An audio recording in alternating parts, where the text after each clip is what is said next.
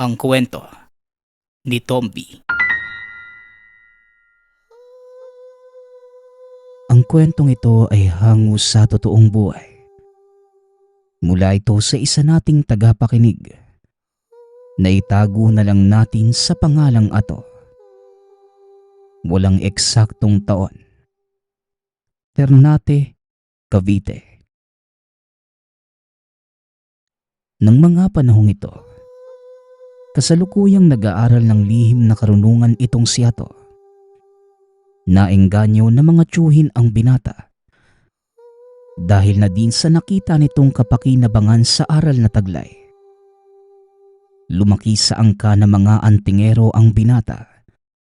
Kasalukuyang nasa edad 20 nang mangyari ang kakaiba nitong karanasan na lubusang nakapagpabago ng kanyang pagkatao. Hindi lubusang akalain ni Ato na mag-iiba ang tinatahak na landas. Dahil wala naman sa plano nito ang sundan ang yapak ng mga tiyuhin. Maagang naulila ang binata. Namatay ang mga magulang sa malalang aksidente. Kinupkop ng mga tiyuhin na kapatid ng kanyang ama. At simula nun, unti-unting minulat ang binata sa kanilang mundong ginagalawan. Alam mo Ato, maraming lihim ang nakatago sa mundo natin. At nalalantad lamang ito sa mga taong bukas ang kaisipan at malawak ang pangunawa. Pagdating sa mga bagay-bagay, kami ng Tio Celino mo, matagal na naming inaaral ang mga bagay na yon. Masasabi kong marami na din kaming natuklasang lihim. Wika ni Tio Carrio, isa sa mga tiyuhin ni Ato. Hindi po yata ako nababagay sa mga ganyang uri ng gawain, Tiyo. Marami pong gumugulo sa isipan ko at parang hindi ko po yata kayang ituon ang isip ko sa isang bagay lang. Tugon ni Ato. Palagi itong kinakausap ng mga tiyuhin para pag-aralan ang kanilang mga nalalaman. Hindi naman masasabing walang interes. Pero sadyang hindi lang pumapasok sa isip ng binata ang lahat ng tinuturo ng mga ito. Si Ato ay tipo ng binatang hindi napipirme sa isang lugar. Sa parehong literal at mental na aspeto. Magulo ang isipan nito. Madalas nawawala sa atensyon. Mabilis ding makalimot ang binata at sa katunayan. Isa sa mga kahinaan nito ay ang pagkabisa ng mga bagay-bagay. Ngunit isang pangyayari ang lubusang nakapagtanggal ng ugaling ito ng binata. Ito ay nang minsang sumama sa tiyuhing si Celino sa isang sayawan. Piyesta sa kabilang baryo ng mga sandaling yun. Naanyayahan si Celino na maging ninong sa binyag. Ato, magbihis ka. Total, wala ka namang gagawin dito sa bahay eh. Samahan mo na lang ako sa kabilang baryo at dadalo ako sa isang binyagan. Wika ni Tio Celino. Hindi naman tumanggi ang binata dahil nababagot na din ito sa tahanan. Sige po Tio, tatapusin ko lang tong mga gawain para hindi ako mapagalitan ni Tio Carrio. Tugon ng binata. Matapos ang mga gawain ay kagad din itong nag-ayos ng sarili. Umalis kasama ang tiyuhin. Alam mo ba to, na ang pupuntahan natin ay binyag ng kilalang pamilya? Wika ni Tio Celino habang nasa daan. Mayaman po ba sila, Tio? Tanong ng binata. Naku, hindi. Kilala sila dahil sa usap-usapang aswang ang kanilang angkan. Tugon ni Tio Celino. Biglang nanlamig si Ato sa mga narinig. Seryoso Tio Celino? Kung aswang sila, bakit naman tayo pupunta? Tanong ng binata. Kakilala ko ang magpapabinyag at yaman din lang na naroon na tayo. Bakit hindi natin subukan kung totoo nga ang sinasabi ng mga tao? Tugon ni Tio Celino. Biglang kinabahan si Ato sa sinabi ng tiyuhin. Naamoy nito na maaaring malaking gulo ang kanilang pinapasok. Ngunit sa kabila ng pangamba, may kung ano din sa isipan ng binata na gustong makakilala ng isang totoong aswang. Alam mo, Tio, kinakabahan ako, pero gusto ko ding makakita ng totoong aswang eh. Wika ng binata. O sige, huwag kang mag-alala.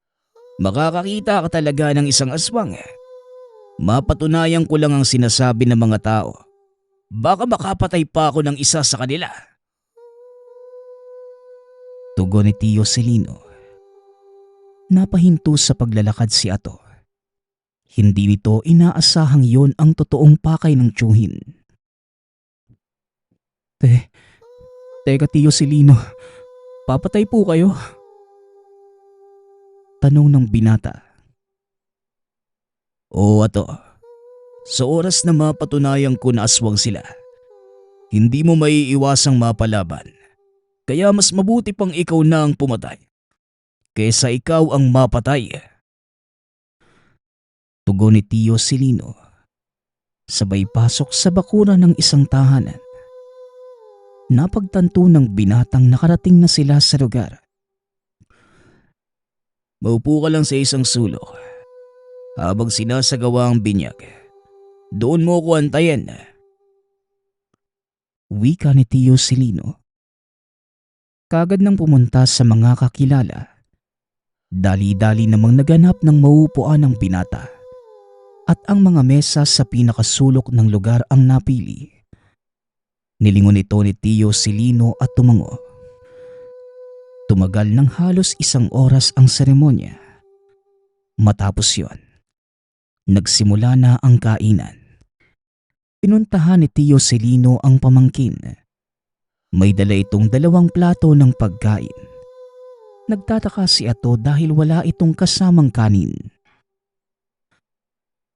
Teka Tio, bakit wala pong kanin? Tanong ni Ato. Hindi natin kakainin ng mga ito. May gagawin lang ako na makakapagpatunay na aswang ang mga tao sa bahay na ito. Tugon ni Tio Celino. Matapos ay naglabas ito ng kalamansi mula sa bulsa. Pinigas sa mga dalang ulam. Laking gulat ni Ato nang makitang unti-unting nag-iiba ang kulay ng karne, pati ang amoy nito. Ano pong nangyayari, Tio? Bakit parang ang lansa bigla ng amoy nito? Tanong ni Ato. Isa lang yan sa mga ebidensya to. Hindi nga ako nagkamali. Aswang nga ang mga taong ito. Huwag mong kakainin ng mga yan kung ayaw mong mayanggaw. Tugon ni Tio Celino. Nanlaki ang mga mata ni Ato. Dahil nang tignan nito ang paligid. Napakadaming taong naroon. Sarap na sarap sa kanilang kinakain. Pero Tio, tignan mo yung mga tao. Kumakain na sila. Magagawa mo pa ba silang pigilan? Tanong ni Ato. Wala kang dapat alalahanin sa mga taong yan. Dahil hindi naman sila ang pakay ng kakilala ko kundi ako mismo. Siya mismo ang nag-abot sa akin ng pagkain to. Kaya naman alam kong may balak siyang hindi maganda sa akin. Tugon ni Tio Celino. Maya-maya lang, lumapit ang kakilala ni Ato. Nagtanong dahil nakita nitong walang bawas ang kinuhang pagkain ng Ginoo. At para hindi paghinalaan, nagdahilan itong dadalhin niya sa tahanan ang mga kinuhang pagkain. Huwag kang mag-alala Mulong. Tapos na kaming kumain. Dadalhin ko ang mga ito sa bahay. Kung ayos lang sa'yo. Wika ni Tio Silino. Walang problema, Silino. Dagdagan mo pa ang dadalhin mo. Wala naman ibang darating na bisita. Kaya sayang lang din kung hindi mauubos. Tugon ni Mulong. Sige Mulong, maraming salamat ha. Kukuha na lang ako doon mamaya. Pag-uusap ng dalawa. Matapos ang usapan, kagad ibinaling ni Silino ang atensyon sa pamangkin. Ato, ito ang tatandaan mo. Sa oras na simulan ko ang plano, huwag kang magpapahalatang kasama mo ko. Lumabas ka ng bakuran, pero huwag ka masyadong lalayo. Maliwanag ba? Wika ni Tio Silino. Hindi naman na nagtanong pa si Ato.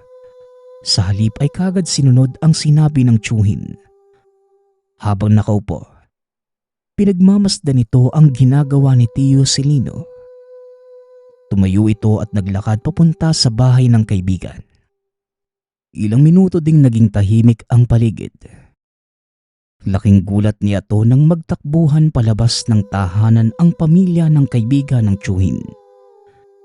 Ito ang naging hudyat ng binata. Dali-dali itong tumayo, nakisabay sa paglabas ng mga tao. Matapos ay nagtago sa malaking puno. Muli nitong ibinaling ang tingin sa tahanan. Hindi pa lumalabas si Tio Silino at ang kaibigan nito. Hanggang sa nasipat ng binata ang isang babaeng may dalang bata. Umiiyak ito habang naglalakad palayo ng tahanan. Ilang minuto pa ang nakalipas. Biglang tumilapon palabas ng bahay ang isang lalaki. Kasunod nitong naglakad si Silino. Kitang-kita ni Ato ang takot sa lalaki. Bahagyang lumapit si Ato para makita ng husto ang mangyayari. Walang iya ka Mulong. Kaibigan ng turing ko sa'yo. Pero anong ginawa mo? Pati ako balak mong itulad sa'yo? Wika ni Tio Silino habang bumubunot ng patalim. Selino, parang awa mo na. Huwag mo akong papatayin. Kakasilang pa lang ng anak ko. Ayokong maulila siya sama. Pagmamakaawa ni Mulong. Sana naisip mo yan bago mo ko sinubukang yang gawin. Pasensyahan na lang tayo Mulong. Pero hindi ko papalampasin tong ginawa mo sa akin. Wala akong pakialam kung gagantihan ako ng pamilya mo. Muling wika ni Tio Silino, sabay gilit ng leeg ni Mulong. Dito nakita ni Ato ang kakaibang ugali ng tiyuhin. Bahagya siyang natakot dahil hindi ito ang nakasanayang tao. Matapos itong mapatay ni Tio Silino, naglakad ito palayo na parang walang nangyari. Tinawag nito si Ato, inayang umuwi. Habang nasa daan ay wala ni isa man sa kanila ang nagsasalita. Pagkarating sa tahanan, kinausap ni Tio Silino ang pamangkin. Nararapat lang ang kamatayan sa mga gaya ni Mulong. Walang puwang ang mga aswang sa mundong ito. Kaya ikaw, huwag kang basta-basta magtitiwala. At isa pa, walang dapat makaalam sa ginawa ko, kahit ang tiyo karyo mo. Wika ni Tio Silino. Napatango na lamang si Ato bilang pagtugon. Pakiramdam ng binata na mga sandaling yon. Ibang tao ang kanyang kausap. Malayo ito sa ugaling nakasanayan. Matapos ang pag-uusap, kagad nang nagpaalam ang binata para magpahinga. Hindi mawala sa isip nito ang mga naganap at kung paanong pinatay ng tiyuhin si Mulong. Ang buong akala nito, makikita ang totoong anyo ng aswang. Ngunit hindi ito nangyari. Nagpapabalik-balik sa isip ni Ato ang kaganapan. hanggang sa tuluyan na itong makatulog. Kinabukasan, nagising ang binata dahil sa ingay ng dalawang tiyuhin. Nagtatalo ang mga ito, kaya pinili niyang wag lumabas ng silid at makinig sa pinag-uusapan ng dalawa. Hoy Seleno, alam mo bang kumalat na sa bayan ang ginawa mo? Hindi ka ba nag-iisip? Ano ba sa palagay mo ang mangyayari? Mananahimik na lang ang pamilya ni Mulong sa pagkamatay niya. Wika ni Tio Carrio. Alam mo Manong, wala akong pakialam kung ano pa ang gawin ng mga aswang na yon. Ginawa ko lang ang alam kong tama at hinding-hindi ko yung pagsisisihan. Tugon ni Tio Celino. Hindi ito ang tinuro sa atin ni tatay. Dapat nag-antay ka ng tamang pagkakataon, Seleno. Ngayon, anong gagawin natin? Siguradong sa mga oras na ito, pinagpaplanuhan na tayo ng mga kaanak ni Mulong. Hindi ka man lang nag-iisip na nandito sa pangangalaga natin si Ato. Muling wika ni Tio Carrio. Inakala niya to natapos na ang nangyari kahapon. Ngunit base sa pagtatalo ng mga tiyuhin, napagtanto nitong gaganti ang mga nakalabang aswang. Ilang sandali pa, humupa na ang gulo sa pagitan ng dalawa. Kapwa nakaupo na ang mga ito at mahinahong nag-uusap. Ikminento ni Tio Celino ang totoong nangyari. Dito na lubos na naunawaan ni Tio Carrio ang dahilan ng nakababatang kapatid. Ano na ngayon ang plano natin? Hindi tayo pwedeng tumunganga na lang habang nagbabalak silang patayin tayo. Tanong ni Tio Carrio. Hindi rin ako makakapayag sa ganun Manong. Hindi ako tinuruan ni tatay para magpatalo lang sa mga aswang. Tugon ni Tio Celino. Yan din ang iniisip ko, Seleno. Pero paano naman si Ato? Anong gagawin natin sa kanya? Ako nang bahala sa kanya Manong. Alalayan mo lang ako. Nasa tamang edad na din naman si Ato para matutunan ng mga alam natin. Pero nasa kanya pa din kung yayakapin niya ba o hindi. Tugon ni Tio Celino. Ngunit sa isipan niya to, wala na siyang magagawa dahil ito lamang ang tanging paraan para magkaroon siya ng pagkakataong lumaban at iligtas ang sarili sa parating na kapahamakan. Sa bagay, kasalanan mo naman ang lahat. Kung hindi ka sana nagpadalos-dalos sa pagpatay sa Mulong na yon, hindi sana tayo namomroblema ng ganito. Muling wika ni Tio Carrio. Ayan ka na naman Manong Sisisihin mo na naman ako. Andito na to Tugon ni Tio Celino. Ay, kahit kailan talaga, hindi ka muna kasi nag-iisip. O siya, bahala ka na sa pamangkin natin. Wika naman ni Tio Carrio sa bayales. Sa pagkakataong yun, lumabas ng silid si Ato at naupo ito sa harapan ni Tio Celino. Narinig ko ang lahat ng pinag-uusapan ninyo ni Tio Carrio. Nakarating na pala sa karamihan ng nangyari doon kina Mulong. Totoo po ba yung sinabi ni Tio Carrio? Tanong ni Ato. Oo Ato, totoo yun. Maaaring sumalakay ang kaanak niya. Kaya ikaw, simulan mo ng pag-aralan ng mga tinuturo ko sa'yo. Hindi ko nga po alam kung magagawa kong magkabisa ng mga dasal Alam niyo naman yun, di ba Tio? Yan ang hirap sa'yo Ato Kasi ang akala mo, lahat ng bagay kailangang memoryado. Kailangang kabisaduhin. Pero ang totoo, walang ganun Ato. Madaanan mo lang ng isang beses. Sapat ng karanasan yun para hindi mo makalimutan. Ganon din sa pag-aaral ng lihim na karunungan. Hindi kailangan kabisado mo ang bawat dasal.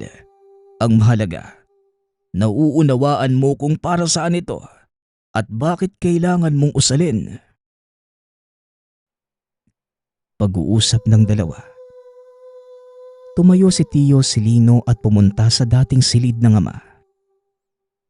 Paglabas, bitbit na nito ang isang patatsulok na medalyon. Sa magkabilaan ay may nakaukit na mata. At sa tatlong sulok nito ay may mga letrang A na nakasulat. Tio, ano naman po ang medalyong yan? Kay Lolo Pedro ba yan? Tanong ni Ato habang pinagmamasda ng medalyon. Oo Ato, kay tatay ang medalyon na yan. Ang tawag dyan ay Tres Picoroma. Tugon ni Tio Celino. Ipinaliwanag nito ang bawat bahagi ng medalyon, kasama na din ang mga simbolong nakaukit. Masuring pinag-aralan ang bawat detalye ng dasal, hanggang sa tuluyang makamit ang kapangyarihang taglay ng medalyon.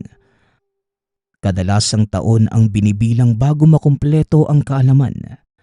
Ngunit para kay Ato, maniwala man kayo sa hindi, nagawa niyang unawain ang kabuuan ng aral ng Tres Picoroma sa loob lamang ng isang buwan.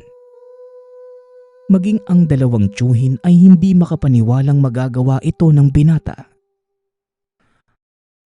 Akalain mo nga naman. Si tatay halos ginugol ang buong buhay sa pag-aaral tungkol sa Tres Pico. Pero si Ato, isang buwan pa lang ang nakalipas.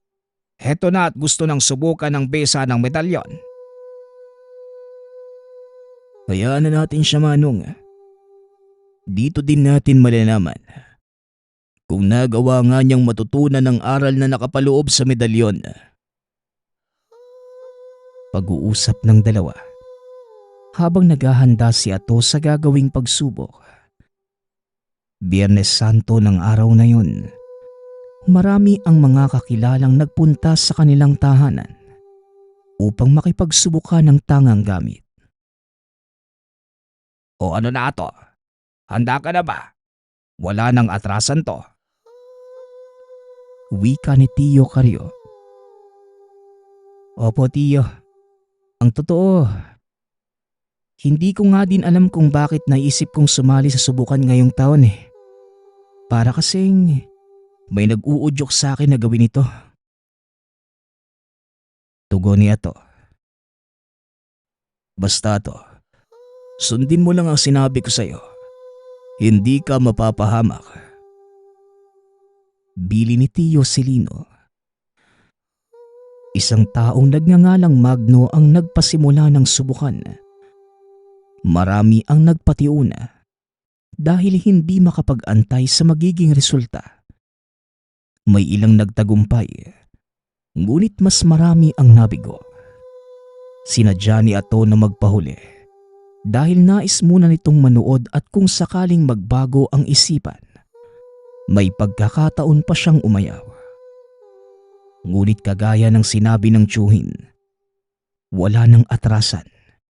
Ilang sandali pa ay dumating na ang pagkakataon ni Ato. Isinuot nito ang medalyon at nagsimulang mag-usal ng mga dasal. Noong una, tinatawanan pa ito ng ilang antingero dahil inilalakas nito ang pagbanggit, lalo na sa mga susi at basag ng mga salita.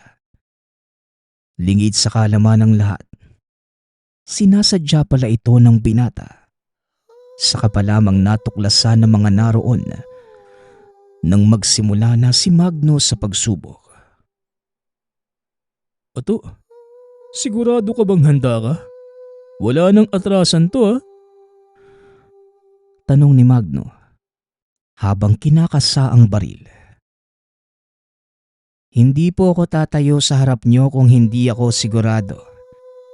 Kaya simulan na po natin, Manong Magno. Tugon ni Ato.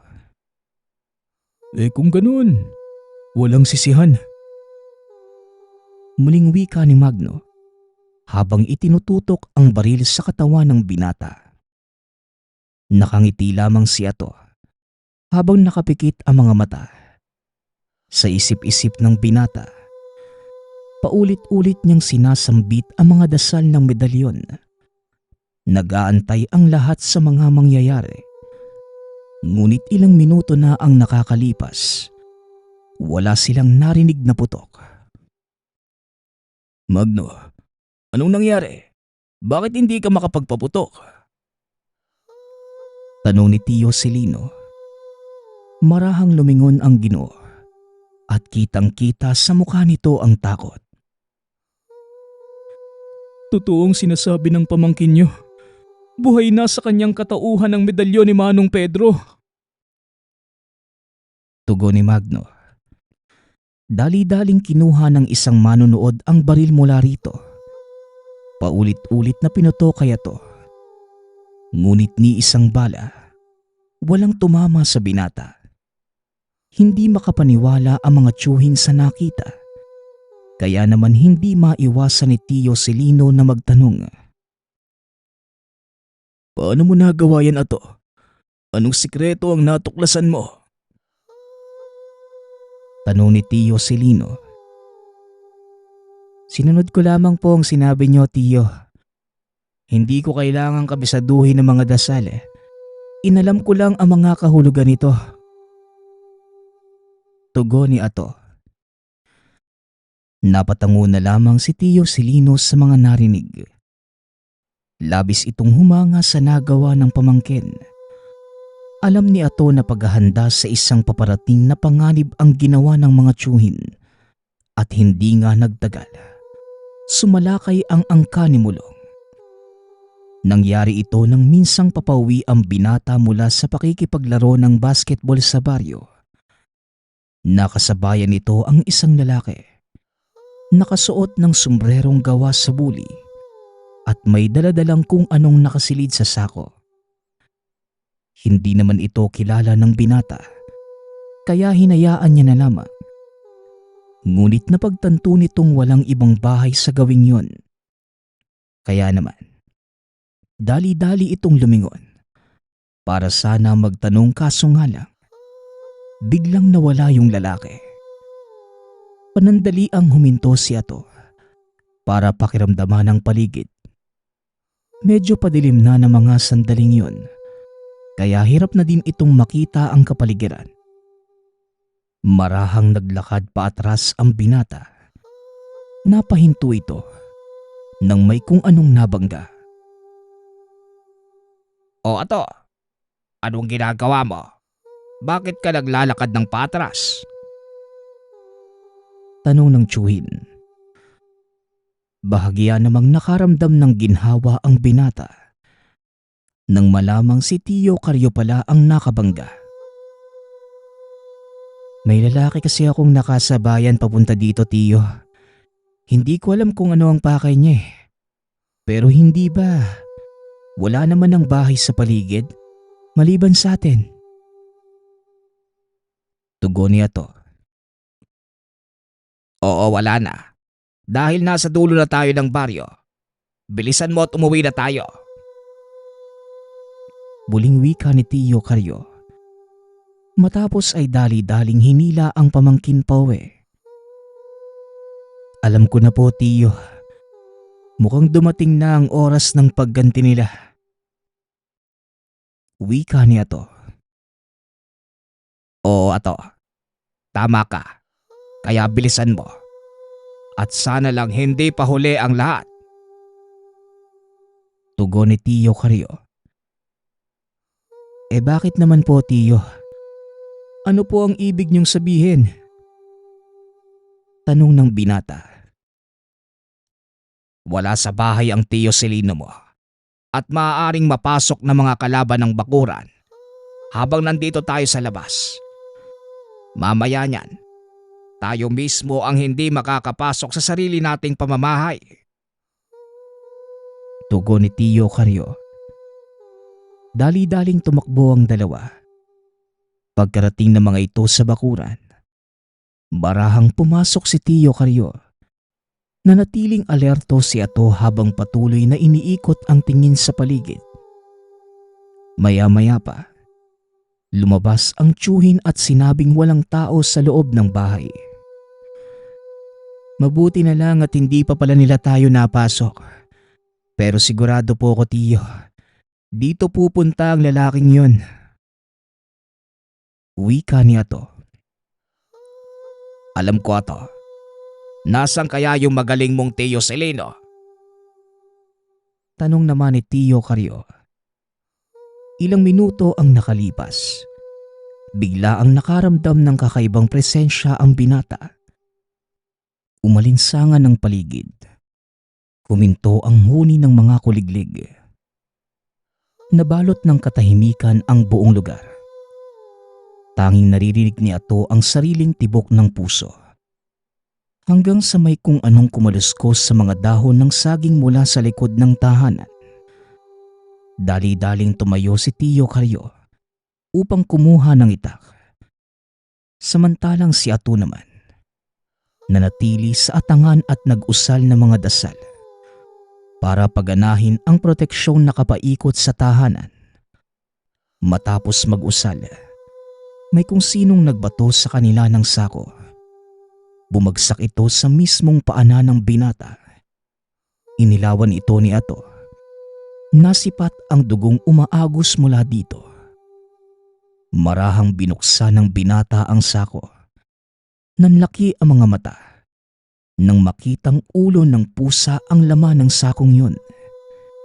Iniangat ni Ato ang tingin at may narinig itong nagsalita.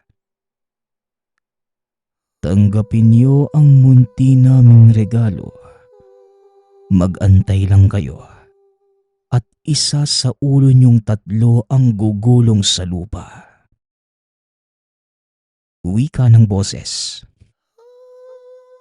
Magpakita ka at harapin mo kami. Tugon ni Ato. Dahan-dahang naglakad ang lalaki papunta sa maliwanag na bahagi ng bakuran.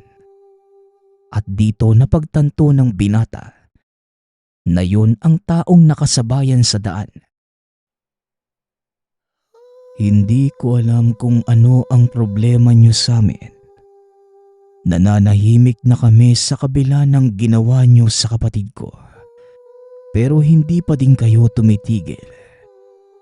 Iniisa-isa niyo kaming lahat. Ito ang kagustuhan ninyo.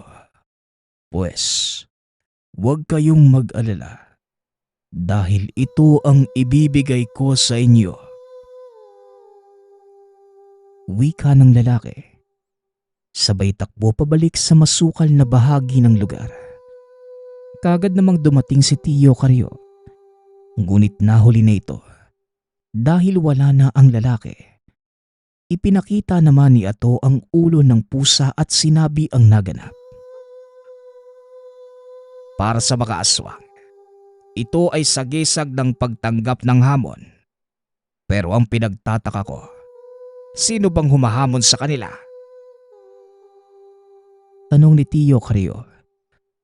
Sa isip-isip na matanda, alam niya kung sino ang may kagagawan. Ngunit nanatili siyang tahimik. Ilang sandali pa ang makalipas.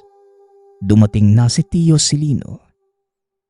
Hindi ito kagad nakapasok ng tahanan dahil itinaas ni Ato ang depensa. Teka, bakit nakataas ang depensa ng bahay? Anong nangyayari? Tanong ni Tiyo Celino. Hindi ba dapat ako ang magtanong sa'yo ng ganyan? Anong ginawa mo? Tugon ni Tiyo Carrio. Sabay hagis ng ulo ng pusa sa kapatid. Sinong may gawa nito? Nakita mo ba ito? Opo. Sa palagay ko, isa siya sa mga kaanak ng pinatay mong aswang, Tiyo. Umaming ka nga, Celino. Anong ginawa mo? Para magalit ng husto ang mga aswang na yon. Hindi sila karaniwang gumagawa ng ganito. Alam mong mapagkumbaba ang mga aswang. Kahit napatayin mo ang isa sa kanilang mga kaanak, hindi sila gagante hanggat maaari. Dagdag ni Tio Carrio. Napabuntong hininga si Tio Silino dahil wala na itong ibang pagpipilian. Ay nako, oo na. Isa-isa ko silang hinahanap at pinagpapatay. Para sana mabawasan yung mga alalahanin natin. Ang lakas ng loob nilang hamunin tayo ah. Tugon ni Tio Silino. Hindi nakakatuwa ang ginawa mo, Celino. Nananahimik na ang mga nilalang na yon. Wala na sana silang balak gumante. Pero ikaw mismo ang nagbigay sa kanila ng dahilan. Wika ni Tio Carrio. Ngunit kahit alam ng mali ang ginawa, patuloy pa din nangatwiran si Tio Silino. Ginawa ko yon para lumantad sila at magsipaglabasan sa mga lunggaan nila. Nang sa ganon, tuluyan na silang maubos at ginagawa ko ito para sa pangkalahatan. Dahil kung hindi Manong Carrio, tayo din ang mapeperwisyo sa dulo. Tugon ni Tio Silino. Naalala naman ni Ato na pinagbalakang yang gawin ni Mulong ang tiyuhin. Kaya naman kahit papano, nauunawaan niya ito. May punto si Tio Silino, Tio Carrio. Maaring hindi lang isa ang kanilang bibiktimahin kung magkataon. Siguro nga, Tio Carrio, tama lang na palabasin na sila at tuluyan ng tapusin. Pagsang-ayon ni Ato. Kung yan ang pasya ninyo, hindi na natin kailangan pang paabutin sa puntong tayo ang sugurin nila. Bakit hindi natin dalhin sa bakuran ng mga aswang ang labanan? Tugon ni Tio Carrio. Kaagad nagsipaghanda ang tatlo. Muling pumunta sa tahanan ng kaibigan ni Tio Silino. Armado ng mga itak, maging ng buntot page. Walang pagdadalawang isip nilang pinasok ang tahanan. Sa kasamaang palad, iilang tao lamang ang naroon. Alam na mga itong aswang ang mga taong yon dahil walang hinto sa pagkulo ang kanilang mga lana. Hindi na pinatagal ni Tio Silino ang laban. Kagad niya itong pinagpapatay at sinunog ang buong tahanan. Wala na sila dito. Malamang nanatili na lang ang ilan sa kanila sa lugar na ito. Para hindi tayo maghinala. Wika ni Tio Carrio. Huwag kang mag-alala, Manong. Alam ko kung nasa ng isa pang lungga ng mga yan. Tugon ni Tio Silino. Kagad silang lumakad papasok ng kagubatan. Hindi kalayuan sa tahanan nila Mulong. Napansin ng mga ito ang isang kubo. May kalakihan ito at tila hindi napapabayaan. Alam nilang may mga nakatira sa lugar. Dahil may mga nakasinding gasera sa loob ng bahay. Bukod pa dito, naaamoy din nila ang tila inihaw na karne. Mukhang tama nga ang hinala mo, Celino. Nandito nga sila. Magsipaghanda na. Hindi na naituloy ni Tio Carrio ang sasabihin dahil kagad itong inawat ni Tio Silino. Sandali lang, Manong. Sa tingin ko, wala sila sa loob ng kubo. Sinunog natin yung tahanan ni Mulong. Marahil nakarating na sa kanila ang nangyari at nasa labas sila ng kubo. Isang patibong ang inihain nila sa atin. Wika ni Tio Silino. Kakagatin natin ang patibong na yon. Kaya maganda ka na, Celino. Ikaw din na to. Hindi magiging madali ang labanang ito. Tugon ni Tio Carrio. Sabay lakad papunta sa pinto ng kubo. Sinilip nito ang loob at nakita ang isang matandang lalaking nakatayo sa mesa. Habang may kung anong hinihiwa. Panay din ang paling ng ulo nito at tila nagsasalitang mag-isa. Biglang sinipa ni Tio Carrio ang pinto. Napasigaw sa gulat ang lalaki Bigla itong tumakbo papunta sa sulok ng kubo. Tumambad sa tatlo ang putol na ulo ng bata na nakapatong sa lamesa. Ilang lamang loob din ang nakita nilang nakalagay sa planggana. At nang iikot pa ni Ato ang tingin, nakita nito ang ilang pares ng binti, braso, maging ng iba pang parte ng katawan ng tao.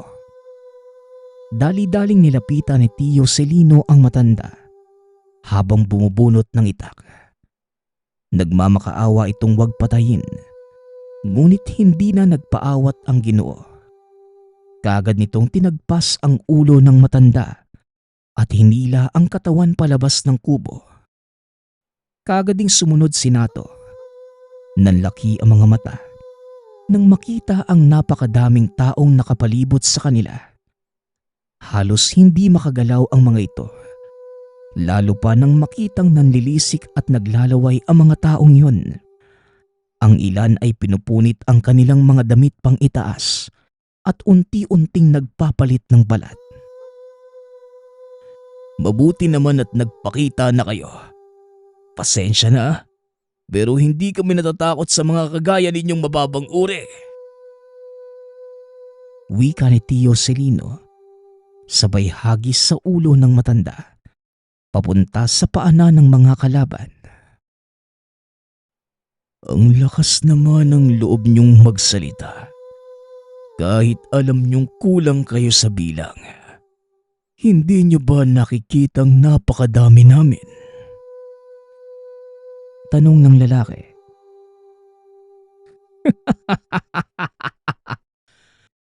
Ikaw pala yan, Lito. Ikaw na ba ang bago nilang pinuno ngayon? Pero wag kang mag-alala.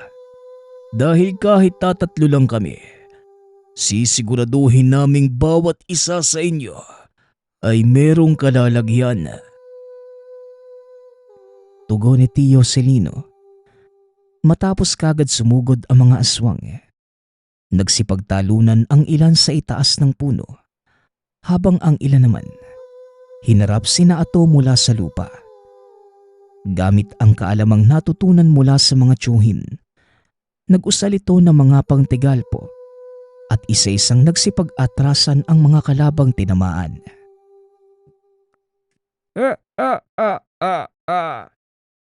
Mukhang nagulat yata kayo. Ano? Tatanga na lang ba tayo? Bilisan nyo na at mahaba pa ang gabi. Wika ni Tio Carrio habang pinagtatataga ang mga aswang na malapit sa kanya. Biglang nagsipagpulasan ng mga ito. Ngunit alam ng tatlong hindi pa sila tuluyang umaalis. Nasa paligid lang sila. Kaya magsipaghanda pa rin kayo. Anumang oras, muli silang sasalakay. Mas makakabuti sigurong lumabas tayo sa kagubatan at dalhin sa malawak na paligid ang labanan. Nang sa ganon, magkaroon tayo ng lamang sa kanila. Teritoryo nila ang lugar na ito at mahihirapan tayong malaman ang kanilang pagmumulan.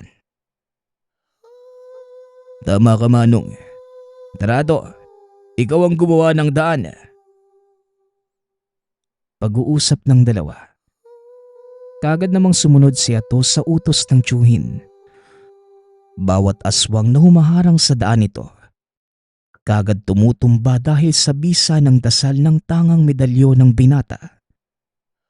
Hanggang sa nakarating ang mga ito sa isang tuyong palaisdaan. Medyo maputik ang lugar.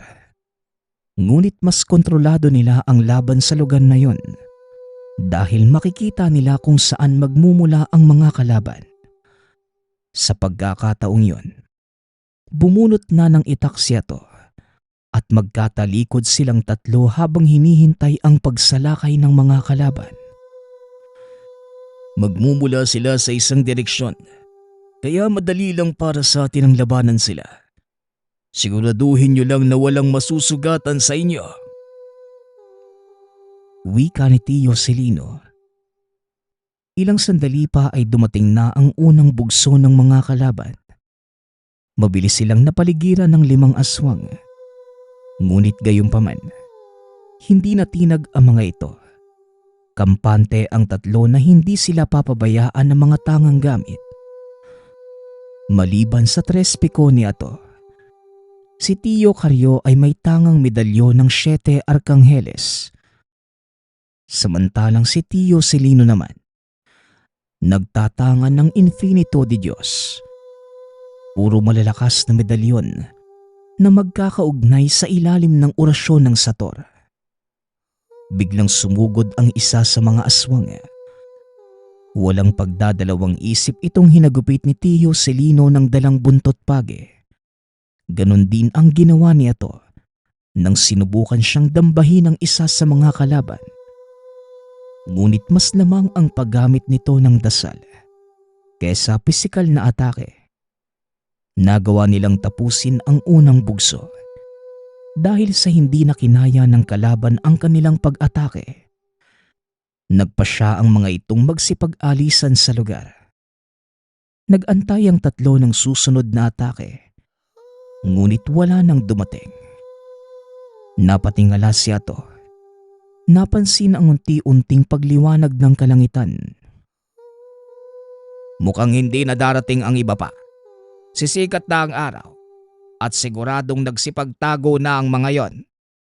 Tara na at umalis na tayo dito. Mungkahi ni Tio Carrio. Kagad namang sumunod ang dalawa. Pagkarating sa tahanan, naglinis ng katawan ang mga ito.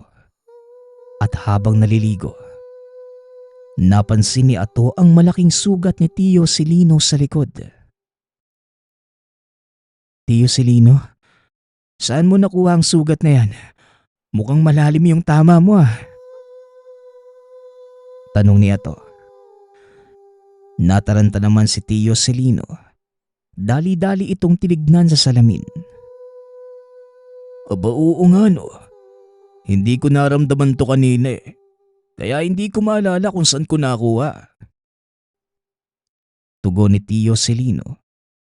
Matapos maligo ay kagad niya itong pinatignan kay Tio Carrio. Nanlaki ang mga mata ng nakakatandang kapatid. Dahil ang sugat na yon mula sa kalmot ng aswang. Naloko na. Kalmot ng aswang ang isang to. Bakit hindi mo kagad sinabi na nasugatan ka? Tanong ni Tio Carrio. Hindi ko din naramdaman manong eh. Kung hindi nakita niya to, wala din akong kaalam-alam. Tugon ni Tio Celino. Kailangang maagapan ang sugat na ito dahil maaaring may taglay na laso ng kuko ng mga yon. Dali-daling kumuha ng mga halamang gamot at langis si Tio Carrio. Samantalang si Ato naman, nagpakulo ng tubig. Nakadapa lamang si Tio Celino sa mahabang upuan habang nililinis ni Tio Carrio ang sugat. Unti-unti na itong nangingitim at tila kumakalat na din sa katawan ni Celino ang kamandag. Tama nga ang hinala ko. May kamandag nga ang kalmot na tumama sa iyo, Celino. At magiging tapat ako. Hindi ito kayang gamutin ng pisikal na gamutan. At alam mong hindi ako manggagamot. Wika ni Tio Carrio. Nang mga sandaling yun, nakikinig lamang si Ato. Naalala nito ang ilang saklaw na kakayanan ng tangang medalyon. Hayaan po ninyo kung sumubok, Tio Carrio. Hindi rin naman po ako manggagamot. Pero naaalala ko ang sinabi niyo tungkol sa 3 piko. Wika niya to.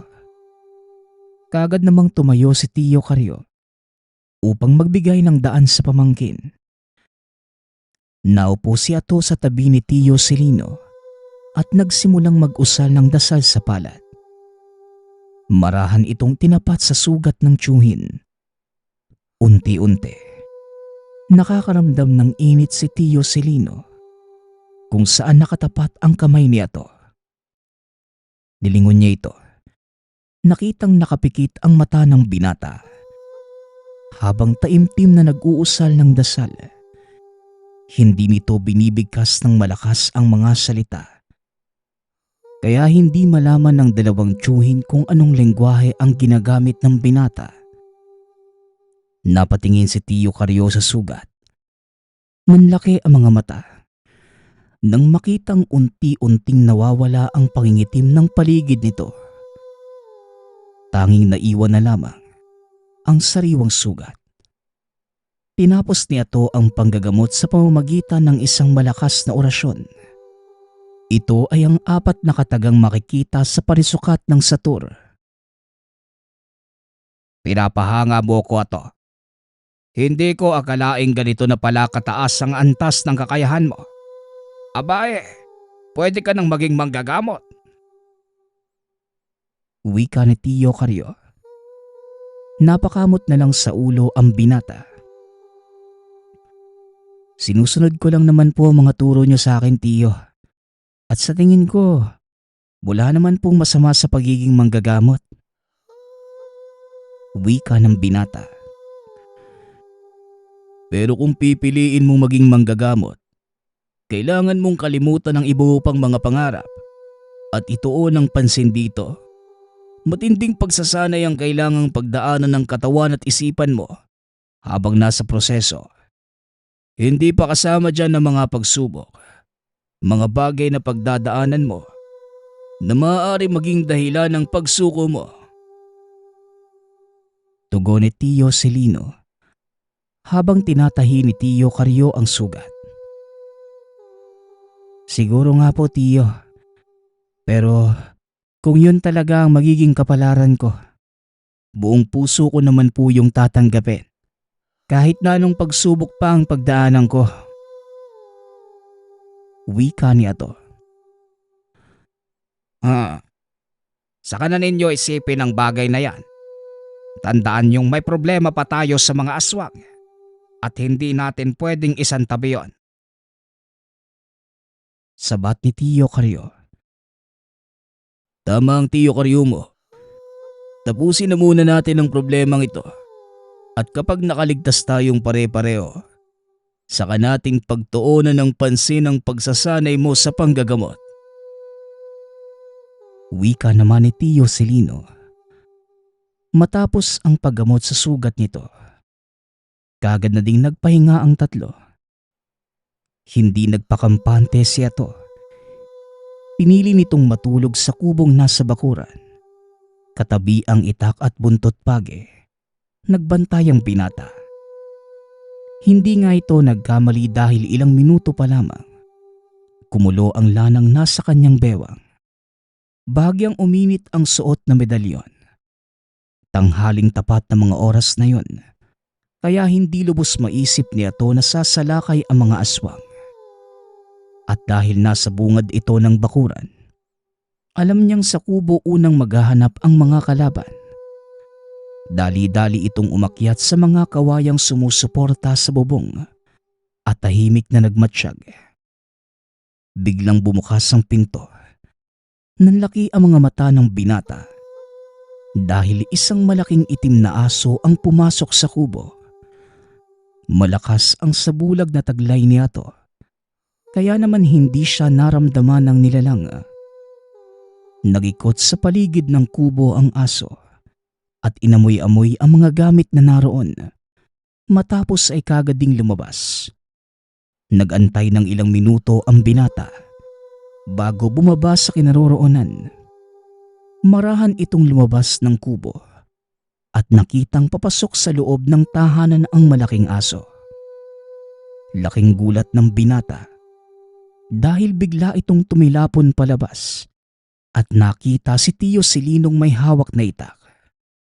Dali-daling tumakbo ang nilalang papasok sa kagubatan na kagad namang sinunda ni Ato. Mabilis nitong natunto ng aso. Nakita ang dalawang kalalakihang nakaupo sa ugat ng kahoy. Dali-daling nagtago ang binata sa puno upang hindi mapansin. Ngunit sa kasamaang palad, nakita na pala ni Tio Celino ang kalalakihan, kaya walang pagdadalawang isip niya itong sinugot. Wala nang nagawa pa ang binata, kundi ang lumabas sa pinagtataguan. Magkasunod na umatake ang dalawa. Laking gulat ng mga kalalakihan dahil biglang nagpakita ang magtiyuhin. At nagawa silang sugatan ng mga ito. Nanlaban pa ang mga aswang kasama ang alagang aso. Hindi kilala ni Celino ang mga ito. Kaya alam niyang dayo lamang sa lugar ang kalaban. Magsalita kayo. Anong pakay ng pagpunta niyo sa lugar na ito? Tanong ni Tio Celino. Napag-utusan lang kami ni Lito na siguraduhin nandito kayo sa inyong tahanan. Wala kaming balak na kumprontahin kayo. Kami ay mga mensahero lamang. Wika ng isa sa mga lalaki. Mas lalo nyo kaming binigyan ng dahilan para patayin kayo. Pero sige, iparating nyo kay Lito na nandito kami at mag-aantay sa kanyang pagdating. Tugon ni Ato. Kagad nang umalis ang dalawang lalaki. Bumalik na din sa tahanan ang dalawa.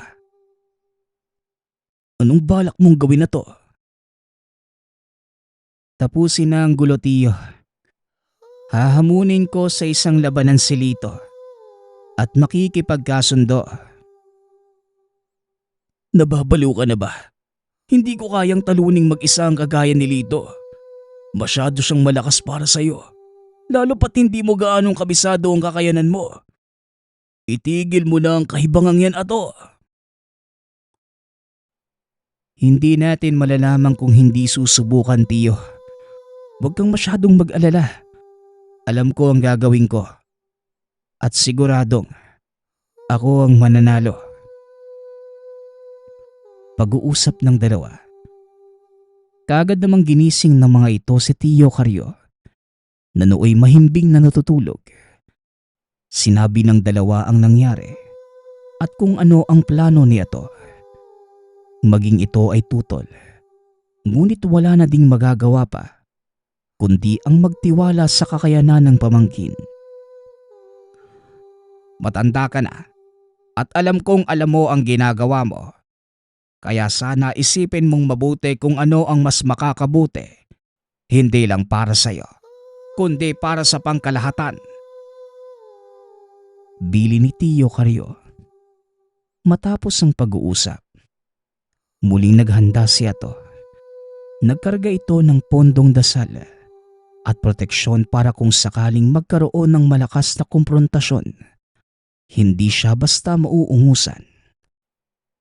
Kinagabihan, nag-antay ang mga ito sa pagdating ng grupo ni Lito. Hanggang sa sumapit ang ika-9 ng gabi, isa-isang nagpakita ang mga ito. Iilan na lamang silang natitira at mga sugatan pa mula sa nakaraang laban. Mukhang hindi pa naghihilom ang sugat ng mga kasama mo, Lito. Mabuti pa. Bumalik na lang kayo sa susunod. Pangaasar ni Tio Celino. Pasensya na, Celino. Pero hindi na kami maaaring umatras. Kailangan nang matapos ang labanang to. Tugon ni Lito. Tama ka, Lito. Kailangan na nating tapusin ang labanang to. Kaya hinahamon kita sa isang labanan. Tayong dalawa. At walang makikialam. Wika niya to.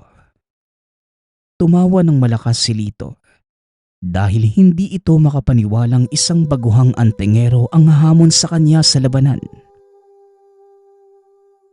Bata, baka naman nadadala ka lang sa init ng sitwasyon. Mag-isip ka. Dahil hindi mo alam ang ginagawa mo. Tugon ni Lito. Alam na alam ko ang ginagawa ko, Lito. Kaya nga kita hinahamon eh. Ngayon may dalawa kang pagpipilian. Tanggapin ang hamon ko o madamay ang mga kasamahan mo.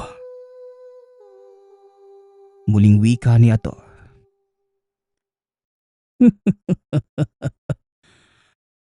Wala ka sa lugar para maghamon sa akin ng ganyan. Pero sige, Kung sakaling patulang kita, ano namang mapapala ko?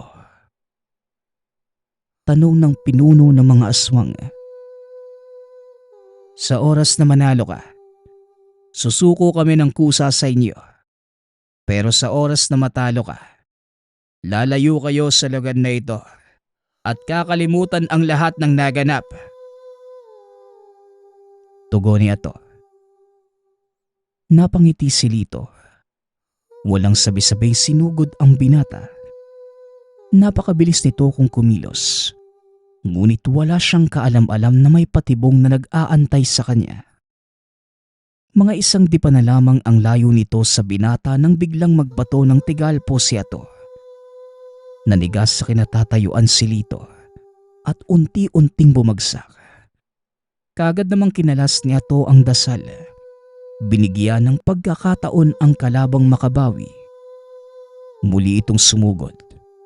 At sa pagkakataong yon, isang malakas na suntok naman ang sinalubong sa kanya ng binata. Sunod-sunod na kalmot ang ginanti nito sa kanya.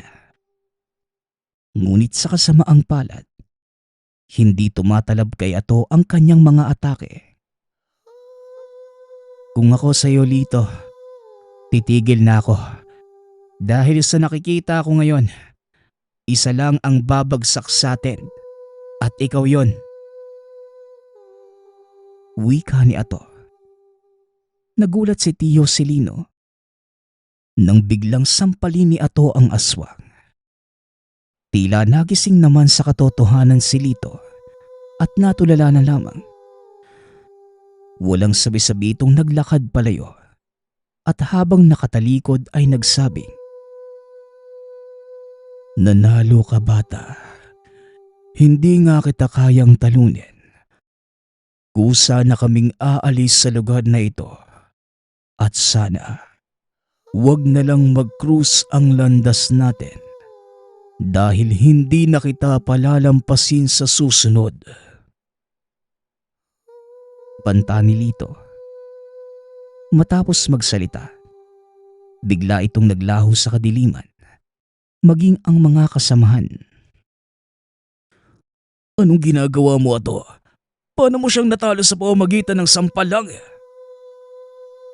Tanong ni Tio Silino. "Wala pa pong taong hindi natatauhan dahil sa sampal, Tio." Tugon ni Ato.